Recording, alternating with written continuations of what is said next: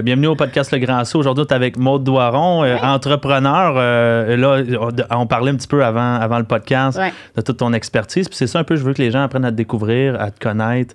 Parle-moi un peu de toi. Tu es entrepreneur. Là, on parlait dans le domaine de l'immobilier, mais de consultation en général. Ouais. C'est pas une fibre que tu avais en dedans de toi initialement. C'est quelque chose que tu as toujours été entouré d'entrepreneurs. C'est quoi ton bagage? Si on recule avant tout ton parcours actuel, as-tu été à l'école pour apprendre à être entrepreneur? C'est quoi ton bagage? J'ai été à l'école de la vie, que j'aime dire. T'es allé en prison, finalement? Non, mais j'ai toujours travaillé pour des entrepreneurs à succès. Fait que dans le fond, j'ai vu en 10 ans énormément d'erreurs qu'ils ont pu faire, énormément de façons qu'ils ont pu se relever, énormément de façons de construire des entreprises, en fait, qui fonctionnent bien, qui sont efficaces, fonctionnelles à long terme, de décortiquer chaque sphère, chaque département d'une entreprise, puis tout ça. Fait que je pense que pour répondre à ta question, non. J'ai pas d'études particulières dans ce domaine-là, puis j'ai vraiment appris au fil des ans, dans le fond, en me connectant avec des entrepreneurs, en travaillant tout le temps avec eux. Puis c'est ça. Puis finalement, j'ai juste décidé que c'était ça que je voulais faire. C'était comme mon plus... Attends. Mettons, pour être entrepreneur, je pense que ça prend quand même une grande confiance en soi. Parce que tu peux pas dire... Je pars à mon compte, mais tu sais pas où tu t'en vas. Tu doutes tout le temps de toi. C'est comme quand tu pars puis tu fonces, comme il faut que tu y ailles. Exactement.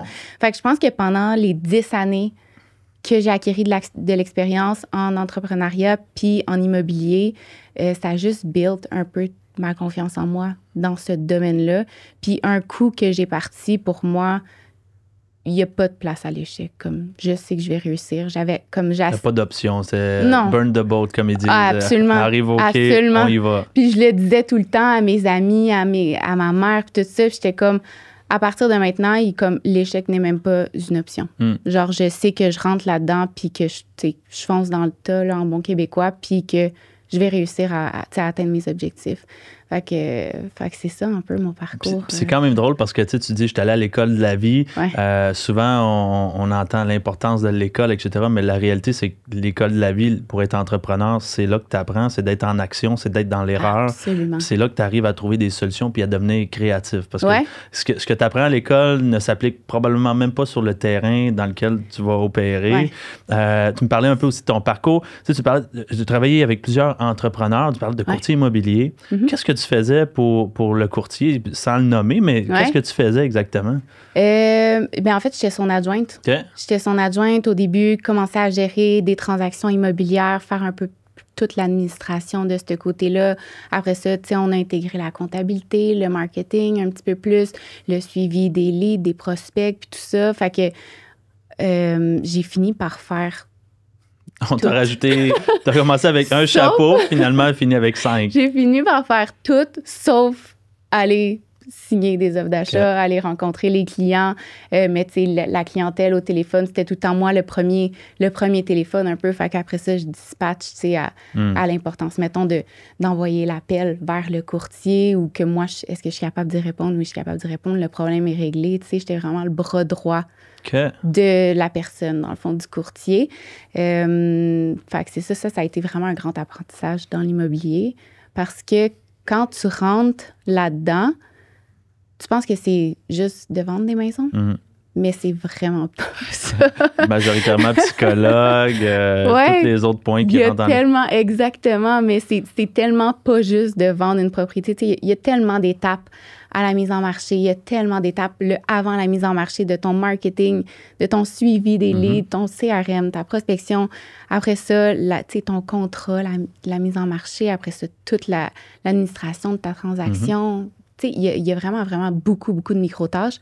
Fait que, j'ai appris énormément avec cette personne-là. Tu as fait un bon chemin avec elle. Et puis après ça, tu es allé toujours dans le domaine de l'immobilier, faire je dirais pas du wholesale, mais en fait, dis-moi un petit peu. L'investissement immobilier. Exactement. Dans le fond, j'ai rentré dans une compagnie en investissement immobilier, puis c'était dans le temps du COVID, en fait. Fait que l'immobilier était vraiment en feu. Là, les prix étaient en feu. Tout allait vraiment, vraiment bien de ce côté-là.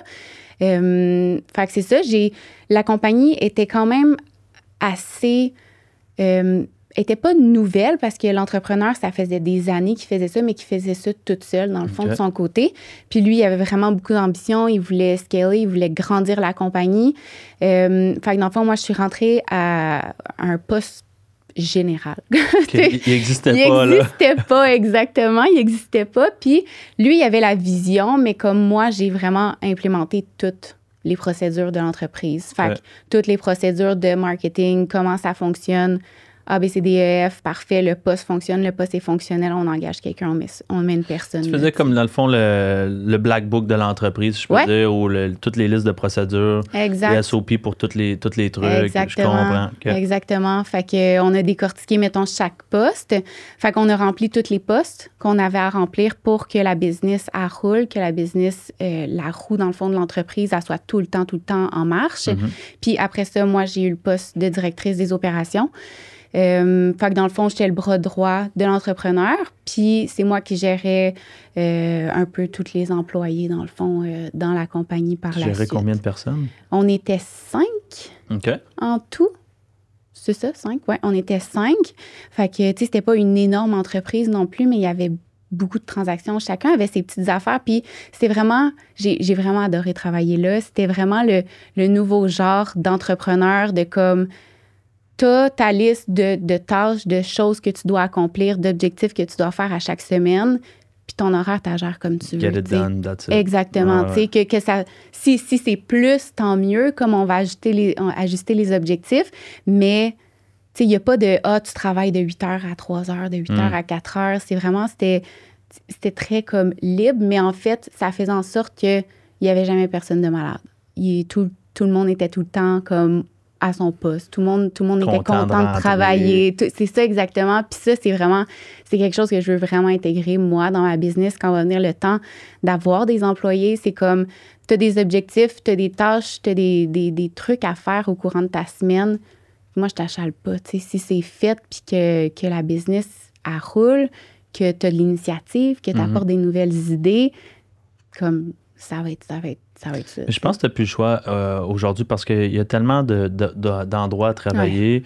Il y a toujours quelqu'un qui va offrir un meilleur salaire à ton employé. Puis la culture de l'entreprise que tu crées, elle est cruciale. Moi, je le vois parce que en tant que courtier, on a du staff, on a du monde qui travaille, ils font de l'admin. Puis ils reçoivent des offres d'emploi tous les jours, des offres d'emploi qui battent les prix pour lesquels je paye mes adjointes. Mais il y a plus qu'un montant pour un employé. C'est pas juste le salaire. Puis si l'employé regarde juste le salaire, il va être vraiment malheureux. Il y a vraiment un environnement, une flexibilité, une culture d'entreprise que les gens en viennent. Les filles, oui, ils font pas 200 000 par année, mais je leur paye des manicures, pédicures à tous les 2 mois. Je les garde, je les apporte un peu partout. Pour toi. Je les garde parce qu'à la fin de la journée, ça a une valeur plus que monétaire à ce niveau-là. Puis là, tu disais, tu as travaillé pour lui, tu as aimé ça. Ouais. Puis maintenant, qu'est-ce que tu fais? Maintenant, en fait, je fais de la structuration d'entreprise. Donc, j'aide principalement les courtiers immobiliers à se structurer, à avoir des procédures, à automatiser leurs procédures, à avoir une façon, en fait, qui crée les SOP, dans le fond, des procédures complètes de l'entreprise, que quand vient le temps d'engager quelqu'un à un poste ou à un autre poste, tu n'as pas à te répéter 50 fois, les choses sont claires, tu es capable d'avoir de la constance, chaque personne est capable d'avoir de la constance parce que chaque personne sait où ils s'en vont, dans le fond. Exactement. De faire des automatisations dans les CRM aussi, beaucoup, ça, j'en fais, puis ça aide grandement les personnes pour qui je le fais. En fait, d'apprendre à un entrepreneur à être un entrepreneur. Je comprends. En gros. Spécialisé seulement courtier ou tu fais tout type d'entrepreneur dans le domaine de l'immobilier? Oui, non, je fais d'autres types d'entrepreneurs parce que je me fais approcher par d'autres types d'entrepreneurs. En fait, je vais pas... Principalement, je cible les courtiers immobiliers parce que c'est mon domaine. Ça fait 10 ans que je suis là-dedans. Mais tu vois, j'ai des conseillers financiers avec qui je travaille. J'ai quelqu'un d'autre qui est dans l'investissement immobilier, qui a un garage, que je vais l'aider, mettons, à structurer. Tu sais, c'est des personnes qui ont besoin qui ont de la difficulté à avoir de la constance, puis qu'un coup qu'ils sont structurés, sont capables d'avoir cette constance-là. Je comprends. Souvent, tu ne sais pas par où commencer, tu ne sais pas par où te pitcher. Ton entreprise est déjà grandissante. Puis là, de prendre le temps de t'arrêter, puis de commencer à tout décortiquer, chaque poste, chaque département de ta business, ça peut être quand même time-consuming pour quelqu'un. Effectivement, dans ton day-to-day, avec tes rendez-vous, tes visites. Exactement. Tu sais, puis à la fin, quand tu es pris dans cette espèce de roue-là, c'est que t'es juste complètement perdu. Tu as l'impression de plus nécessairement avancer. Tu fais juste éteindre des feux à gauche, à droite, puis on dirait que tu n'es plus en train de travailler dans ta business pour que ça roule. Fait que moi, mon idéal, c'est que je rentre avec l'entrepreneur, on se donne un temps de 3 mois, on y va, on se fait un game plan. Là. Au début, c'est quoi tes urgences? C'est quoi les choses qui sont un peu moins urgentes, mais qui sont quand même à travailler? On fait un game plan, puis on suit de semaine en semaine. Comme mes rencontres hebdomadaires avec mes clients sont méga, méga importantes parce que ça fait en sorte que la personne a des petits devoirs à faire, que moi, je travaille aussi dans sa business, mais à chaque semaine, on est capable de se dire où qu'on est rendu, qu'est-ce qui a été fait, est-ce qu'il y a d'autres choses qu'on devrait voir? Parce que des fois, quand tu commences ce processus-là... Tu trouves d'autres choses. Oui, exactement. Tu te rends compte qu'il y a d'autres affaires que finalement, ça ne fonctionne pas du tout, tu sais. Ouais. Fait que je vais faire un peu la roue, dans le fond, de leur entreprise avec eux pour les aider à se structurer. Puis tu sais, quand tu commences à travailler avec un entrepreneur, là, ça fait plusieurs que tu fais. Ouais. Y a-tu des dilemmes, des problèmes que tu vois qui se répètent, qui reviennent? La gestion de leur horaire. Mm-hmm. Souvent, notre agenda, on va l'utiliser comme gestionnaire de tâches, ce que je déconseille fortement parce que quand tu n'as pas le temps, tu vas y aller quand tu n'as pas nécessairement le temps parce qu'il y a des urgences qui arrivent, tu vas délaisser des trucs qui sont quand même importants, mais qui te tentent moins, en fait. Fait que ta comptabilité, tu vas la négliger. Tu vas négliger quelque chose que tu aurais dû faire, ton marketing, tes réseaux sociaux. C'est ça, la prospection. Qui aime faire ça dans la vie? C'est le premier qui se fait tasser. C'est ça, tout le temps. Fait que, premièrement, d'apprendre à gérer ton agenda puis d'y aller vraiment plus en bloc de travail. Tu sais, ce matin, je prends mes courriels, j'ai 1h30 de prospection. Après ça, j'embarque, mettons, sur de l'admin. Après ça, je me donne un temps, comme un temps si j'ai des urgences à gérer, si j'ai des appels, des retours d'appels à faire, si j'ai des rendez-vous, des visites, peu importe. Mais ça, c'est vraiment la base. Puis, je suis surprise à quel point les entrepreneurs ont de la difficulté à gérer cette base-là. À le respecter surtout. Oui, exactement. Mais souvent, ils sont comme je te dis, ils vont par tâche. Fait que, remplir des V. Ça va être dans leur agenda, mettons, remplir des V pour 1, 2, 3 rues principales, tu sais. Mais ça, c'est supposé rentrer, mettons, dans ton administration. Puis après, et un gestionnaire de tâches à côté. Tu sais, il y en a tellement. Il y en a qui sont gratuits puis qui ne te coûtent rien. Tu veux juste te monter un beau tableau à faire, comptabilité à faire, administration à faire, marketing à faire. Puis après ça, quand c'est fait, tu sais. Fait que c'est ça. Ça se répète vraiment souvent. Après ça, les suivis de leurs prospects. C'est des trucs que souvent, le monde, ils vont faire de la prospection. Fait de la prospection, fait des appels, je m'en vais faire du porte-à-porte, blablabla. Puis là, il n'y a rien qui est rentré à nulle part. Puis tu n'as aucun suivi de fait. Fait que c'est comme si tu venais de travailler dans le beurre. Ouais. Dans le fond. Parce que tu n'as pas de récurrence sur tes suivis. Tu ne dis pas, ben lui, je l'appelle à chaque mois parce que tu l'as classé, mettons, comme un hot lead, un lead moyen, un cold lead, peu importe. Ben là, finalement, il y a un autre courtier qui va la faire sa job. Puis qui va le closer. Puis qui va le closer. Puis là, au moment. Frustré. Oui, c'est ça. C'est sûr, ça t'est déjà arrivé. Là, ça arrive tout le temps. Là. Fait que, tu sais, mais sauf que si tu as une constance de ce côté-là, tu as beaucoup moins de chances que ça arrive. T'sais. Fait que ça, c'est une grosse partie du travail. Définitivement. Puis là, maintenant, ton travail à toi, c'est de corriger les problèmes des autres, mettre des solutions en place. Ouais. Ça va faire combien de temps là, que tu fais ça? Ça fait 6 mois. OK. Oui, c'est quand même assez récent, mais ça va bien. Pour de vrai, je suis pas... je suis pas à plaindre, mais en même temps, mon objectif est tellement clair. Je sais tellement combien de nouveaux clients je veux par mois. Je travaille tellement dans ce sens-là. Partage-nous-les. Combien de clients tu veux aller chercher par mois? Idéalement, c'est parce que moi, vu que c'est des contrats de 3 mois, idéalement, j'aime ça en rentrer, mettons, un nouveau à chaque semaine. Un nouveau à chaque semaine. Fait 4 nouveaux par mois. Fait que exactement. Je vous invite à contacter Maud. Ouais, 4 nouveaux clients par mois, idéalement. Puis c'est des périodes de 3 mois, mais après, tu sais c'est quoi les KPI, dans le fond? Ouais. Comment tu traques un peu tes objectifs, dans le fond? Donc, là, à la fin, tu veux 4 clients nouveaux par mois. 4 nouveaux clients par mois. Combien ça va te prendre de rendez-vous, dans le fond, pour atteindre ton 4 rendez-vous? Puis après ça, combien de contacts tu vas avoir à faire pour atteindre ton 4 par mois, tu sais? Fait que tu fais comme la job de courtier pour aller chercher des courtiers. Ouais. Exactement. Tu fais tes appels à tous les jours. Exactement. La sollicitation. Exactement. Okay. Puis les réseaux sociaux, honnêtement, en sont pour beaucoup, là, de ma clientèle. Okay. La plupart vient des réseaux sociaux, je te dirais, plus des références ou des contacts que j'ai déjà, t'sais. Mais quand tu n'as pas peur de t'afficher, quand tu te mets de l'avant sur les réseaux sociaux, bien, le monde pense à toi. Fait que si tu cibles, mettons, le pain point de ton...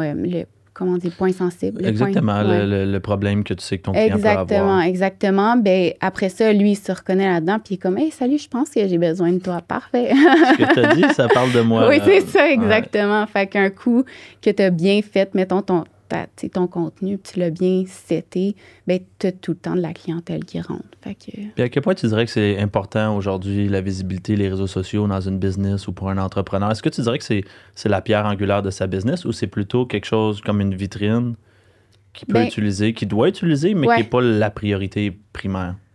Bien, le marketing, tu peux avoir différents tunnels de vente, de marketing. Je pense que les réseaux sociaux devrait en être un principal, comme après, les courtiers immobiliers vont faire des calls, du cold call ou du porte-à-porte, Fait que ça, je pense que c'est différents tunnels de vente.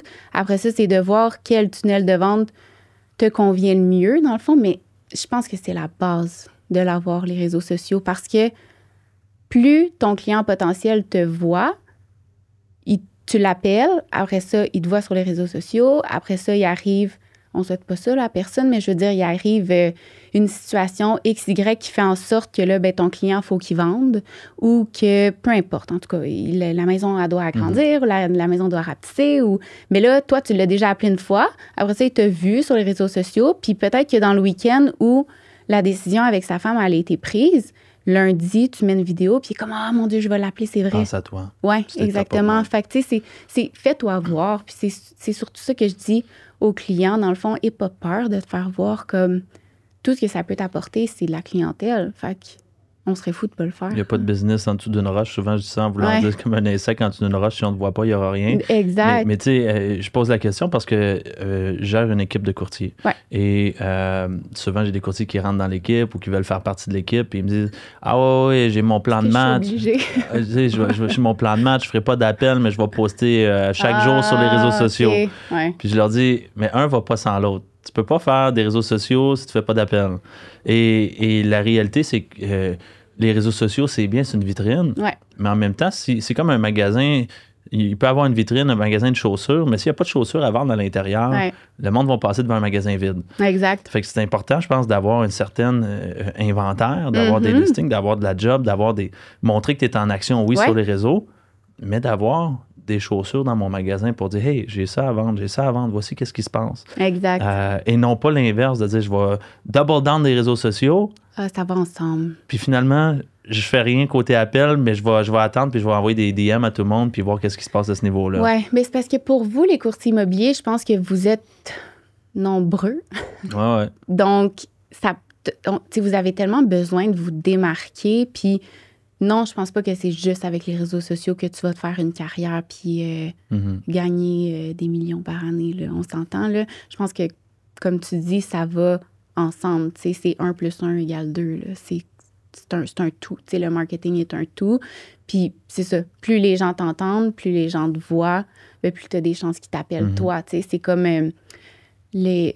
c'est un peu moins présent, mais tu sais, avant, quand on avait, en fait, je dis, mais je suis pas courtier immobilier, mais les courtiers, les courtiers immobiliers avaient un secteur précis. Ouais. Puis, ils faisaient beaucoup de publi-postage dans ce secteur-là.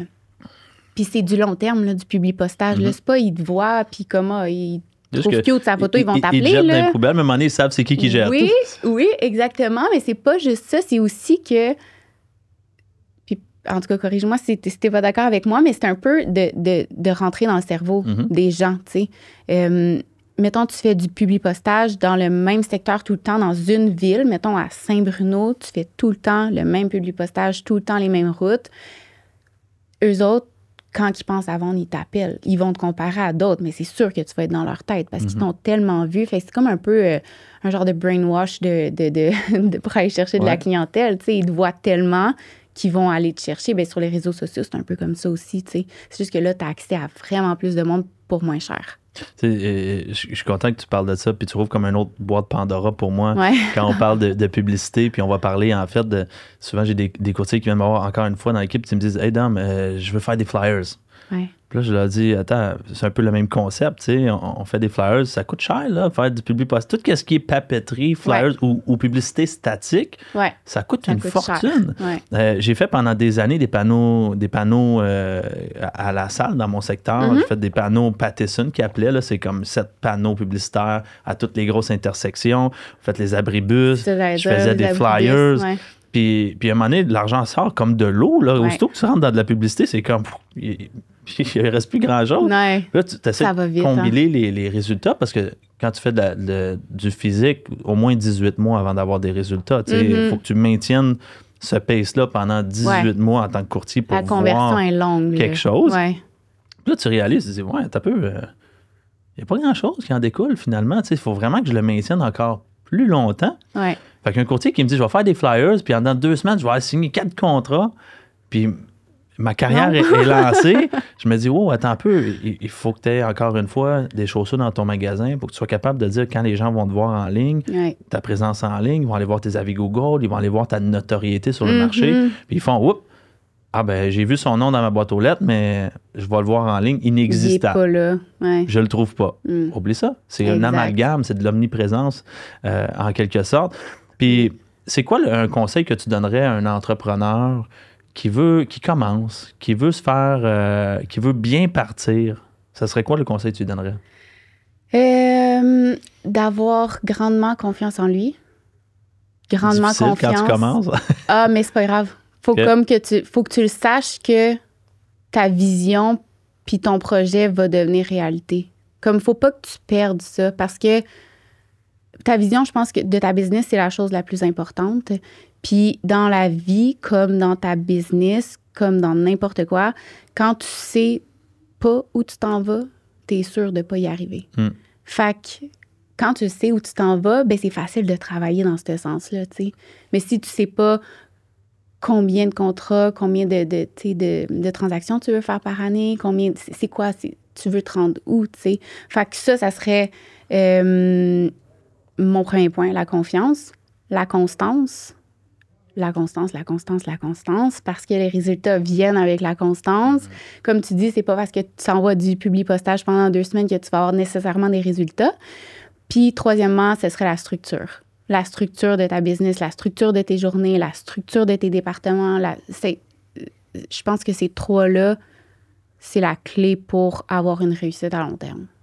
C'est très bien dit. Discipline d'exécuter tout ça. Oui, exactement. Surtout en été, parce que c'est comme moi que les courtiers, quand vient le temps de l'été, ils se font tasser par « mon chum est en bateau, yes! » Bye! On va faire du wakeboard. On les perd, puis c'est correct. Ça fait partie un peu de la raison pour laquelle la majorité des courtiers ont choisi le métier. Puis je pense qu'il ne faut pas oublier non plus que ce n'est pas tous les entrepreneurs qui veulent réussir au même niveau. Non, donc, il y a des entrepreneurs qui sont confortables avec 100 000 par année, puis il y en a d'autres qui veulent faire 20 millions, 30 millions par année. C'est 2 extrêmes, puis je pense que les deux non plus ne se comprennent pas. Non, ils n'ont pas la même vision. Exactement, ils n'ont pas le même mindset, ils n'ont pas le même... fait qu'ils se comprennent dans leur day-to-day, là, mais comme il y en a un qui va justement l'été, pendant le temps que tout le monde relâche, lui, il va continuer à travailler. Exact.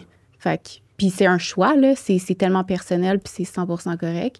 Mais ouais.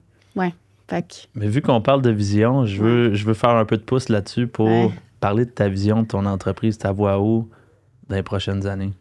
Ben là, principalement, comme je t'expliquais tantôt, avant qu'on commence, je me suis associée dans le fond avec ma partenaire qui est Jennifer, qui, elle, s'occupe du marketing, de la création de contenu, la gestion des médias sociaux. Elle a fait ça pour des courtiers immobiliers aussi. Fait qu'on veut créer, dans le fond, un service 360 pour les courtiers immobiliers. Fait autant dans la structuration que dans le marketing, que dans le service d'adjointe, que dans la formation. Là, on parle d'un peu plus long terme, évidemment. Après ça, c'est sûr que dans un monde idéal, c'est de grandir, mais de bien grandir sans en fait, de bien grandir, que la fondation soit solide, puis que ça risque pas de s'écrouler, dans le fond, au bout d'un an, s'il y a trop de clients qui rentrent, juste parce que si je suis bien structurée, si Jennifer est bien structurée dans ses suivis, dans qu'est-ce qu'elle a à faire, c'est beaucoup plus facile de déléguer par la suite. Fait que c'est sûr, d'avoir des employés, ça va être un must. Pour nous, je veux avoir une équipe, je veux avoir... Moi, j'aime ça partager, j'aime ça parler avec les gens, j'aime ça connecter. Fait que c'est sûr que si je suis capable d'avoir ma petite équipe à moi, tu sais, je pense pas que je veux 30 employés non plus, là, on s'entend, là. J'aimerais ça avoir une équipe stable, que tout le monde fait ce qu'il y a à faire. On vient d'ouvrir un bureau /studio aussi pour Jennifer. Elle reçoit ses clients là-bas. Fait que, physique, là? Ouais, un bureau physique à Saint-Bruno. Dans quel coin, Saint-Bruno? OK. Ouais. Fait que ça, c'est déjà un bon petit step, mais c'est sûr qu'idéalement, j'aimerais ça, dans ma vision, j'aimerais ça avoir un grand bureau avec des grandes fenêtres. Puis, tu sais, là, on commence par la base en ce moment. Ah ouais? Mais si tu le vois... Ouais. Ah ouais, je le vois. Je sais, je me donne. Ah non, pas encore. Ah non, pas de fenêtre aujourd'hui. mais c'est ça. Puis d'offrir d'autres services, en fait. De continuer le développement côté service, toujours aligné vers les courtiers immobiliers, dans le fond. Okay. Ouais. Et je me dois te poser la question, est-ce que tes cordonniers mal chaussés, à savoir tes SOP, est-ce qu'ils sont faits pour toi? Oui, ils sont faits. Parfait. J'ai commencé par ça, moi. OK. J'ai commencé par... J'ai pas tant de clients. Je sais, tu sais, des SOP, on s'entend, tu les montes une fois, mais tu vas toujours les améliorer. Il y a toujours des nouvelles façons que tu vas trouver de faire qui vont être plus efficaces, puis tout ça. Mais la base est montée, mes objectifs sont montés, mes KPI sont montés, moi puis Jennifer, chacun, on en a un parce que nos rôles sont différents dans l'entreprise, mais on a un weekly goal tracker, fait exactement qu'est-ce que tu as à faire dans ta semaine. Puis, tu sais, moi, je suis très forte sur l'organisation, mais je le fais aussi. Fait que ça, c'est bien. La chose, je suis pas cordonnier mal chaussée. La constance n'est pas toujours facile à avoir. Mais ça, je pense que c'est une question de mindset, tu sais. Ouais. Fait qu'il y a des semaines que tu feel good puis que tu as le goût de déplacer des montagnes. Il y a des semaines que... Ça filme, ouais. Il y a des semaines qui étaient comme, je vais prendre ça relax cette semaine, tu sais, j'ai moins de clients ou blablabla. Mais tu sais, ça, je pense que ça va toujours être à travailler, là. On est humain aussi. Ouais, c'est ça. Je connais pas personne qui a une constance exemplaire, jour après jour, année après année. Il y a des périodes comme ça dans la vie, puis c'est correct aussi, là. Mais, puis tu peux clarifier un peu, parce qu'on dit SOP depuis tantôt, KPI. Ouais. Pour ceux qui ne savent pas c'est quoi un SOP? SOP, dans le fond, c'est toutes les procédures de ton entreprise. Qu'est-ce que ça veut dire? C'est Standard Operation Procedure. Les KPI, c'est vraiment pour tracker. Puis là, en te parlant, j'essaie de retrouver le mot. Moi, j'ai toujours appelé ça KPI. Ouais. Fait que les KPI, c'est vraiment pour tracker tout ce que tu veux tracker, dans le fond, dans ta business, tous les objectifs. Key Principal Indicator. Ouais. Ah, je pense que c'est ça. Ouais. Fait que dans le fond, combien de personnes tu vas avoir contactées, combien de leads tu vas avoir qualifiés, combien de leads tu vas avoir transformés en rendez-vous. Puis là, ça te donne des objectifs. Puis après ça, tu peux intégrer aussi combien de budget marketing tu es allé mettre dans ça pour savoir ton cost per lead, dans le fond. Ouais. Fait que c'est vraiment des outils peut-être un peu plus poussés, là. Tu sais, je pense pas que nécessairement tout le monde commence par ça dans la business, mais et pourtant, ils devraient. Oui. Ça prend ça. Ben, parce que ça t'apporte tellement de données. Après ça, c'est tellement facile de tracker. Puis justement, quand tu mets quelqu'un à ce poste-là, mettons un lead manager, un setter ou peu importe comment vous l'appelez, ben, tu es capable d'aligner la personne envers les objectifs que tu veux pour ton entreprise. T'sais. Fait que oui, c'est vraiment important d'aller chercher beaucoup de données de ce côté-là quand tu es dans le domaine de vente, de service ou peu importe. Parce que de la vente, indépendamment du secteur, c'est toujours la même chose, peu importe. Puis tu sais, quand tu parles en fait, c'est comme le plan d'affaires, là, quand tu fais tes SOP, tes KPI. Moi, ce que ça m'a aidé beaucoup quand j'ai commencé à faire. Je me suis fait coacher pendant vraiment longtemps, Host Coaching. J'ai fait Tom Ferry, j'ai fait Anthony Robbins, Business Mastery, puis Grant Cardone aussi, University. C'est des très bons trainings. Puis ça revient tout le temps. C'est comme la base. Et il mentionnait que, en fait, moi, ce que je trouvais, c'est que la montagne a de l'air moins grande à monter parce que, mettons, tu dis, bon, je veux faire 500 000 par année. Ouais. Là, tu commences à décortiquer les chiffres. Tu te dis, OK, ben, ça représente 25 contacts par jour, qui représentent 2h30 d'appel. Puis finalement, j'ai juste besoin de prendre un rendez-vous par jour. Puis là, tu te dis, OK, mon focus, c'est un rendez-vous par jour. Je suis capable de faire ça. T'sais. Fait que c'est vraiment moins gros que ce que ça a de l'air quand tu connais tes chiffres. Oui, exactement. Fait que tu pars, dans le fond, de ton gros chiffre que tu veux. Après ça, combien de ventes ça va te prendre avec un montant moyen de combien. Puis après ça, tu décortiques, dans le fond, tous tes chiffres pour l'amener à ton day-to-day. Oui, je m'en ai parlé en anglais, mais oui, dans ton day-to-day, oui. Fait que oui, c'est vraiment important. Puis c'est sûr que c'est plus motivant, là. Ben oui. Te dire qu'il faut que tu fasses 5000 appels par année, c'est démotivant ta barouette, là. Mais te dire qu'il faut que tu en fasses 20 par jour, t'es comme, je peux faire ça. C'est ça. Puis ça me stimule de parler un peu de ta vision parce que je pense que c'est quelque chose qui commence à se concrétiser pour toi. Tu commences à voir vraiment les pierres se mettre une en avant de l'autre. Tu vois ça gros comment, votre business, à toi et ta partenaire, dans les 5 prochaines années? Vous avez combien de clients? C'est quoi votre chiffre d'affaires? Moi, là, je suis quelqu'un de année en année. Ma vision à long terme est là. Je sais qu'est-ce que je veux pour ma business. Les chiffres, je trouve ça dur à dire. Okay. Dans 5 ans, je trouve ça dur à dire. Ben, mon idéal, c'est sûr que j'aimerais ça faire 1 million de revenus. Après, c'est de décortiquer. Tu sais, la business, c'est beaucoup. Tu sais, ton revenu, ça a l'air de dire beaucoup, mais c'est pas nécessairement ça que tu vas avoir en bout de ligne. Tu sais, fait que c'est comment tu vas faire. C'est le bottom line. Oui, c'est ça. C'est qu'est-ce que tu vas faire, puis c'est quoi les décisions que tu vas prendre au courant de ces 5 années-là pour que ton million de revenus se rapproche de ton million de profit, dans le fond, dans ta business. Tu sais. Fait que c'est sûr que dans un monde idéal, ce serait ça, mais après, plus tu fais de l'argent, plus tu as de clientèle, plus il faut que tu embauches. Puis plus c'est important d'être sélectif puis d'embaucher les bonnes personnes, je pense, à chaque poste parce que un mauvais embauche coûte vraiment cher à un entrepreneur.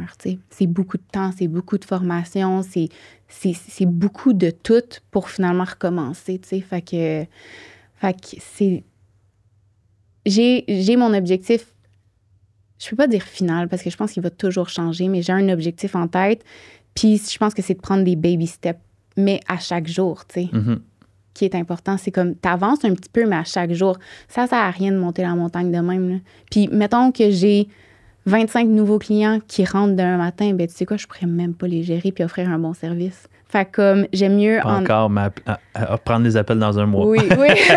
Attendre un mois. Mais tu sais, c'est ça, fait que j'aime mieux faire des baby steps, puis toujours prendre soin de mes clients, puis toujours avoir une bonne relation avec mes clients, puis toujours, en fait, qu'ils soient toujours satisfaits de mon service, puis qu'ils continuent à me référer, puis que ça soit un long-term shot, que juste comme, boum, en 1 an, tu fais 1 million, puis... C'est drôle que tu parles de ça. J'ai frappé un peu ce mur-là dans les débuts parce que avant COVID, moi, ça fait pas si longtemps que ça, j'ai parti mon équipe. Ça va faire en gros, je te dirais 3 ans et demi, ben en fait, COVID. Ça faisait 4 mois que j'avais parti mon équipe quand COVID a frappé. COVID a frappé, j'ai perdu les 2 seuls courtiers que j'avais. Ils ont laissé la job complètement. Ils ont tout lâché. C'était fini. Je me suis retrouvé à retourner sur encore plus le téléphone, puis à relancer ça, puis à repartir. Toute seule. J'avais ma femme, j'avais mon frère. OK, ben quand même. Ma femme était déjà courtier. Puis mon frère il était à l'école, puis il commençait, mais tu sais, il avait 20 ans, là, et c'est dur d'avoir une crédibilité au téléphone quand tu commences comme ça. Fait qu'on était là tous les matins, on faisait des appels. J'ai engagé des ISA, etc. Puis là, ça a comme pick-up. Puis au début, moi, j'avais parti à une équipe, je m'avais dit, j'ai trop de clients pour moi. Je vais engager du monde, puis on va faire plus de transactions, je vais laisser moins d'argent sur la table. Puis la réalité des choses, puis je pense qu'il y a beaucoup de personnes qui ont des équipes vont pouvoir relate à ce que je veux dire, c'est que tu te rends compte que j'ai moins de temps qu'avant quand je voulais avoir plus de temps. Je fais moins d'argent qu'avant parce que oui, mon brut, il va augmenter, mais mon net diminue. Je supporte les dépenses. Exact. Puis à la fin de la journée, je suis à la même place que j'étais, mais j'ai plus de responsabilités et plus de risques. Fait que moi, tu gères une garderie. Clairement, je te confirme. Je sais. Fait que, tu sais, là, j'ai commencé à monter ça, puis jusqu'à début de l'année passée, Ouais. là, on avait 20 courtiers immobiliers dans l'équipe. J'avais 15 employés. Puis là, j'étais là, je fais juste brasser de l'argent, finalement. L'argent, ça rentre. On prend pour la redonner là, pour la reprendre, pour la redonner là. Ça rentrait, wow, je faisais beaucoup d'argent, puis ça repartait de l'autre côté. Comme si les deux fenêtres sont ouvertes, puis flou. Puis là, je me suis dit, puis c'est souvent la question, je pense que beaucoup de courtiers ne réalisent pas, on est en affaires. Ouais. Puis ils regardent juste, en fait, le trophée. C'est quoi le trophée que je vais avoir à la fin de l'année? Ouais. Quand le trophée ne veut rien dire pantoute. Ouais. Il peut y avoir quelqu'un qui fait 1 million, 2 millions par année qui est cassé bien raide. Ouais. Puis à l'inverse, il peut y avoir quelqu'un qui fait 300 000 par année, son net est de 200 000, puis tabarouette. Il vit vraiment bien. Il vit très, très bien. Puis qu'il a du temps pour sa femme, pour sa famille. Exactement. Fait j'ai dû faire des décisions un peu plus difficiles qui étaient de laisser aller, qui est dur pour un entrepreneur de laisser aller son staff qui ont bâti avec lui, qui ont donné un coup de main. Puis j'ai rapetissé l'équipe, puis on a fait beaucoup de changements. Reparti, dans le fond. Ouais. Et là, je me rends compte que c'est comme ça que c'est supposé de rouler. Ouais. Là, on le fait de la bonne façon. Et puis, diminuer le staff, dispatcher les tâches de façon différente dans l'équipe, plus d'automatisation, comme tu parlais. Ben oui, c'est tellement important, là. Hey, c'est une mine d'or, là.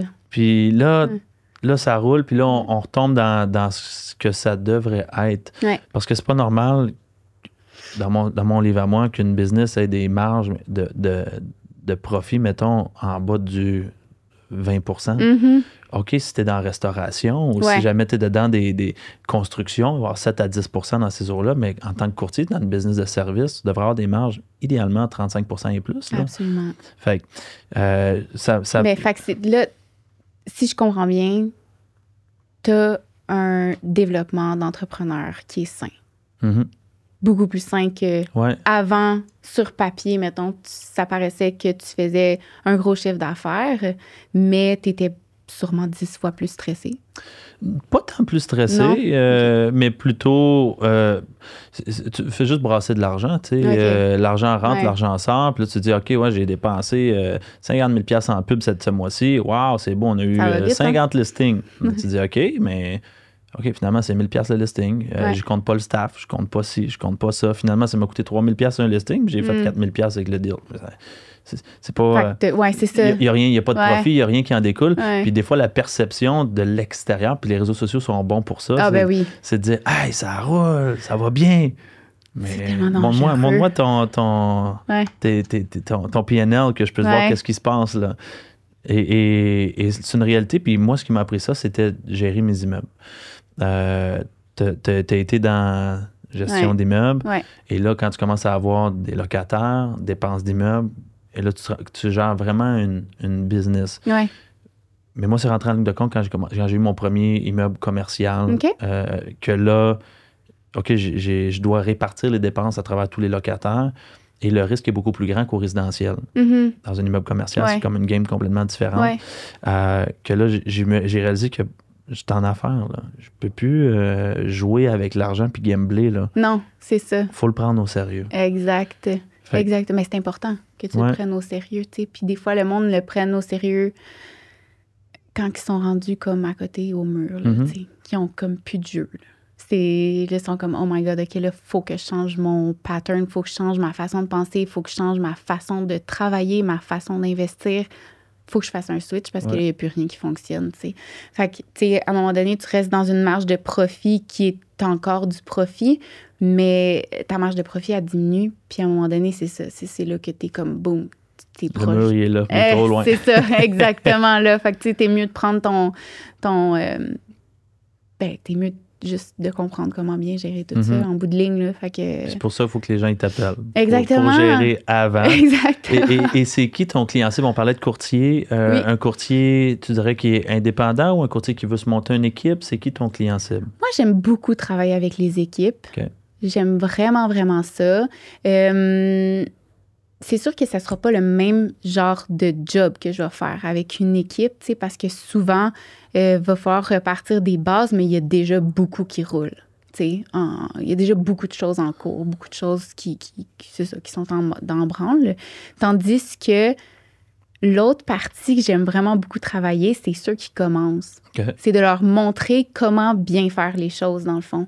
Fait que c'est mes deux. Tu sais, moi, là, j'aimerais vraiment ça que dans. Puis éventuellement, peut-être que ça serait un de mes objectifs, là, mais dans le cours pour devenir courtier immobilier, dans le fond, que les gens font à l'école, qui intègrent un cours sur ça, dans le fond, sur la structuration d'entreprise, sur comment devenir un entrepreneur en étant courtier immobilier, dans le fond. Parce que c'est pas vrai que, justement, comme je disais tantôt, que tu fais juste vendre des maisons. Là, tu portes 78 chapeaux, boum, du jour au lendemain. Là. Tu deviens comptable, tu deviens créateur de contenu, tu deviens adjoint, c'est comme tu deviens tout en même temps. Ouais. Mais il y a personne qui t'apprend comment le faire. Fait que ça serait vraiment un de mes objectifs, mais... c'est comme en développement. Je sais pas trop par où passer encore pour aller, pour me rendre là. Mais ouais, fait que pour mon type de client, j'aime énormément travailler avec les équipes. Puis j'aime beaucoup travailler avec les personnes qui commencent. Pour que tu puisses les structurer correctement tout de suite, puis les voir grandir. Exactement. Puis tu sais, souvent quand tu commences, là, là, il y a tellement de personnes qui te donnent plein de conseils. Fais des appels, genre focus, fais juste des appels à longueur de journée. Mais après ça, si tu n'as pas de structure pour garder un suivi sur toutes les personnes à qui tu as parlé, ben, tu sais, il n'y aura rien qui va se passer en bout de ligne, tu sais. Fait que c'est pour ça que je te dis, c'est vraiment d'apprendre tes fondations, dans le fond, de ton entreprise. Fait que c'est ça. Ouais, c'est les clients que j'aime beaucoup travailler avec. Mais j'aime ça travailler avec tout le monde. Tout le monde a tellement un parcours différent. Tout le monde a tellement un vibe différent, une vision différente. Puis tout le monde est conscient. Des fois, on est comme, on pense que la personne se pense un peu au-dessus de ses affaires et tout ça, mais comme quand que la personne s'assoit avec moi, là, il n'y a pas de filtre. Genre. Il dit tout. Ah ouais. Tout. Puis le monde sont plus conscients qu'on pense qu'ils sont conscients, tu sais. Fait que je suis comme une psychologue pour les entrepreneurs. Le psychologue qui sent son client. Exactement.